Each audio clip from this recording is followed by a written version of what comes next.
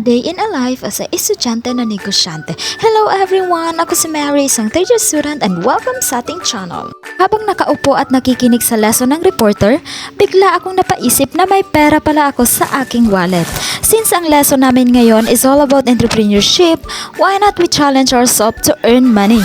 So papaano tayo kikita sa puhunang 200 pesos only? Ngayon, sasamahan niyo ako and let's find out. Ngayon ay naglalakad tayo para bumili ng ingredients at dito tayo bibili sa Gaisano Mall. Pagkapasok ay pinuntahan ko agad ang grocery area. Sa pagnenegosyo kasi, dapat piliin natin ang mga murang bilihin ngunit quality ng mga produkto. Ang una nating hahanapin ay ang graham cracker sapagkat isa ito sa main ingredients ng ating munchkin. At dito ay napakuha na ako ng card para hindi tayo mahirapan sa pagbitbit mamaya. At dito ay natatawa ako sapagkat hindi pala kasali ang Chucky sa ating budget. Parang nalibot ko na ang buong area ngunit hindi ko pa nakikita ang desiccated coconut. Kaya dito ay napatanong na tayo kay kuya kung saan ba nakalagay ang kanilang desiccated coconut. Thank you so much kuya sa pagtulong sa akin. Sa wakas ay nakumpleto din natin ang tatlong ingredients ng ating munchkin. Kaya diretso na tayo sa counter para magbayad. Sa pagnenegosyo, isa na sa puhunan natin ay ang pagod na ating nararamdaman.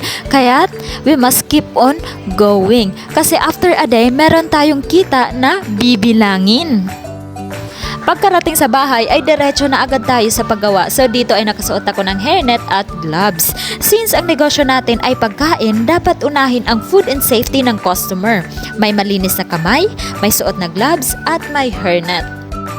I-mix lang natin ang wet ingredients into dry ingredients at patuloy natin itong halu-haluin hanggang sa makuha ang right consistency na gusto natin. At dito ay bibilog-bilugin natin ito at i-roll lang sa desiccated coconut.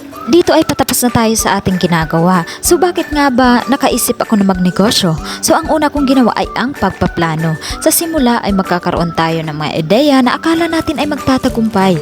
Pero sa hindi inaasahang pagkakataon, magbabago ang demand ng ating customer. So ang pagnenegosyo ay hindi lamang siya patungkol sa pera, nakikitain natin, kundi patungkol siya sa kasanayan at kaalaman na makukuha natin.